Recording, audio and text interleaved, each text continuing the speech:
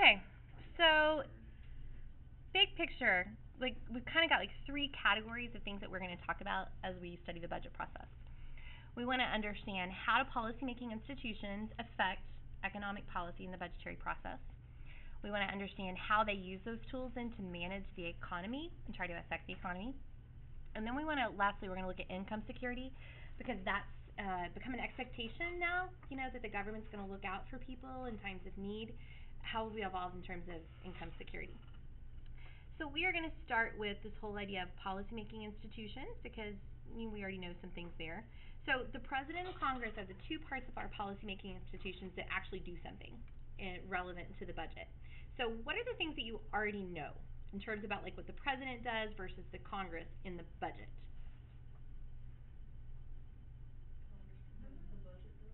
Congress proposes a budget. The president can veto it, or potentially. send it to the Supreme Court. Well, he can't send it to the Supreme Court because that would just be like judicial review, but he can sign it or veto it for sure. Dolly, what'd you say?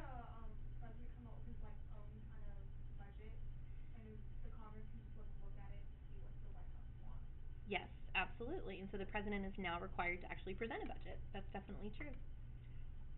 We know current events that the budget has actually caused a lot of government shutdown. That a lot of other countries' perception about us has changed because of our budgetary struggles. We also have a more complicated process than a lot of countries. Shock there, right? But let's start with just kind of doing like an overview of the process. I need you to understand that most of this is not actually in the Constitution. Most of this is something that was developed by the Congressional Budget and Impoundment Act of 1974. And I'll explain why in a minute. So this is just a timeline. Like, you don't need to copy everything down, but the Constitution says that Congress has the power of taxing and spending. The Constitution says that the House of Representatives will originate that process. But that's really all it says. And the president then is supposed to carry out the law. Well, if the budget is a law, then the president has to carry out that budget. But it's kind of gray. And so we haven't always had presidents that use the money the way the Congress intended them to. And so in 1974, Congress created a process that has established the way this works today. This is what's supposed to happen on paper. That doesn't mean it actually happens. Okay, and so thank you, Urte. So as I talk through, I will cover quite a bit of the vocabulary words. So feel free to kind of search through those cards and hold me accountable and make sure we get them all covered. Okay. So every February, the president is required to submit a budget to Congress, and basically the way that works is the president has all these political goals, right? He has things he says he wants to do, things he wants to accomplish. Well, the president doesn't actually really write his own budget. He has a part of his cabinet, they're called, well, not his cabinet, a part of the executive office of the president. They're called OMB. It's the Office of Management and Budget. The Office of Management and Budget's job is to take, when the president says, I want to do this, this, this, and this, then OMB has to go to all of the parts of the executive branch and say, well, like, how much money do you actually need? So the director of OMB has to go to the Department of State and the Department of Defense and Social Security and EPA and the Post Office and like everything that falls under federal government budgetary authority and figure out like how much money do you need. So that would be the equivalent of me every year going, okay, what does the Social Studies Department need? How much are we going to spend on markers? We need new books. We need to purchase map pencils. We need new atlases and like figuring out how much money. But the task is that OMB has to take that and they need to write it in such a way that it matches up politically with what the president wants to accomplish. So really OMB is probably one of the most important parts of the executive branch. Like you want to suck up to them like nobody's business because they're the ones that they're the ones that decide how the money could potentially get distributed from the executive branch perspective. The president decides who's going to make up OMB. The Senate doesn't have any control over that. So really they are very much allied to the president, what the president wants. So then in February, there's like a big deal. The president presents a budget. And Congress, honestly, doesn't have to do anything with it. This most recent one, they actually like very ceremoniously had a vote so that they could publicly vote down the president's budget. Like all of them voted against it. But you guys, I don't know a time since this process started that the Congress did approve the president's budget. It's an opportunity for the president to say, this is what we need. This is what we want to accomplish in our country. I, as the law enforcer, am saying this is what's going to help us to accomplish that. But Congress, without a doubt, is more important in this process. They are more influential, and they hold the purse strings. So Congress has an equivalent. That equivalent is called CBO, the Congressional Budget Office. So the Congressional Budget Office basically repeats what OMB did. They're going to look at economic projections. They're going to try to understand, what do we expect to happen with tax revenues? What do we expect unemployment to be? Is the economy going to grow or contract? And then, what does the Department of State need? What does the Social Security Agency need? So bureaucrats, like if I'm the person that runs a Social Security Agency, I have to report to OMB, but I also have to report to CBO. Like I have to turn around and tell those same people what I need. So it puts the bureaucracy in kind of a weird spot because they're basically accounting to both, even though the president is ultimately their boss. So the Congressional Budget Office will put all that information out, and by this magic day, do you recognize April 15th? What happens on April 15th? Tax day. So by tax day, I feel like that's so ironic, Congress has to have completed what are called budget resolutions. And budget resolutions basically our budget is split into these big categories, and budget resolutions are the max amount of spending for each category. So let's say that a category is defense, and then agriculture and education, like whatever the categories are, it doesn't matter. And they're going to say, okay, this is how much money we're going to allow to be spent. Then from April 15th all through the summer, they begin what is actually called the appropriations process. An appropriations process is going to be more detailed. So if all of you guys in this room, if you make up the appropriations committee, then what we're going to do is we're going to have subcommittees, and each of you are going to work on your little portion of the bill. So you guys might work on the defense bill.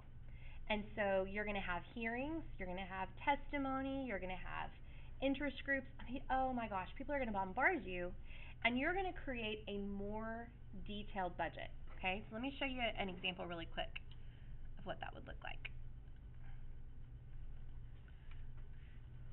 Oops.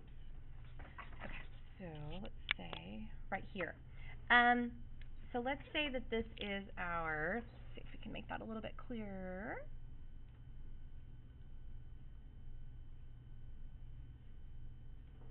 I guess not. Okay, so let's say that this bill is our defense bill.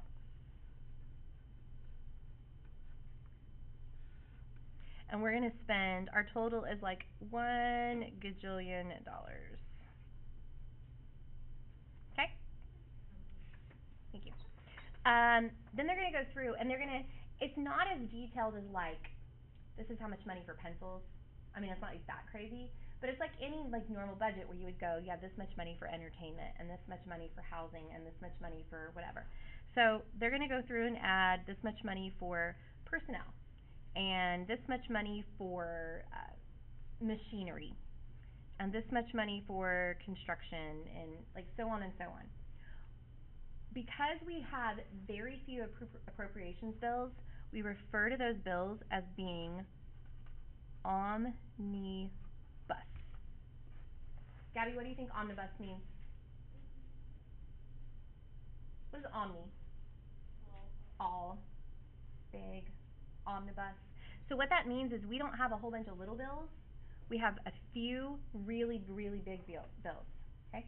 All right, so let's say that Cameron happens to be on this committee, and that she is a congressperson from the Oklahoma City area. Okay, so you represent from Oklahoma City, and you happen to have an Air Force base, so Tinker Air Force Base. And so you really want to help your constituents out. So as you guys are debating and working on the appropriations, you're going to go in there and you're going to add, you want to build a playground at Tinker Air Force Base for all those military children, and that playground's going to cost, say, $30,000. And so in the appropriations process, you're like, I'm just going to add that on there, okay? And Nikita is like, that's not such a bad idea. So I, representing California, know that we have really struggled with wildfires. And so I think that I'm going to add in wildfire education. And we need about like $50,000 to really educate people in our state about how to handle wildfire education. And Kieran's sitting there and she's like, wait a minute, what are you doing? You can't do that. We're defense spending. How can you allocate money for playgrounds? How can you allocate money for wildfire education? So, my question is, Cameron, why are you spending $30,000 of the federal government's money building a playground in your district? I mean, 'cause it's on an Air Force base and that doesn't count as defense spending. Absolutely. There you go. Okay, why else are you doing it? Why would you want to do that for your people? Just to kind of, I guess, help out the people that are on the Air Force base, like, and also help out the kids, cause I'm sure the kids move around a lot, so Sure. makes it feel better. These are your constituents. You are trying to take care of them. Isn't that your job as a representative, to take care of them? Okay. Does anybody have a problem with us spending $30,000 of federal government money in the Oklahoma City area to build a playground? No? No one's troubled by this? Well, it doesn't help anyone else in the city. Yeah, doesn't that seem kind of weird? Like, why can't Oklahoma City build it? Like, why can't the state of Oklahoma do it? Why can't the local government do it? Like, why would you spend federal dollars in that? Wildfire education starts getting added. Then we start getting all these, like, funky things. This process is called pork barrel spending. Bringing home the bacon.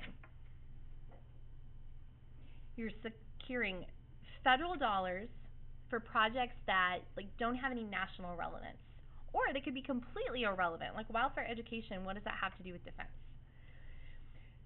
There are some years that you find a lot of pork barrel spending in the budget. There are some years that you find almost none. I will say that the one thing that's happened is the growth of the Tea Party. Tea Party doesn't like this. You can imagine why, right? This is a very not conservative kind of process. We have some senators and some congresspeople that are like, I don't care because I'm going to do what I can to help people, and it's going to keep me getting reelected because then Cameron can go home and go, look what I did for you. Come vote for me. I took such good care of you. Come vote for me. The specific lines in the budget, we call those earmarks. Sometimes they go so far as to say, here's $30,000 to build a playground, and we're going to go ahead and allocate that money to Blue Dog Construction because Cameron's from that area. She knows the good construction companies. She's going to save us some time. She's not going to make them have some kind of competitive bidding and look for the best price. She's just going to go ahead and say, look, this is the best guy. Why might people not like that? Does that seem sketchy at all to you, Erte? Yeah. Why? What's sketchy about it? Like,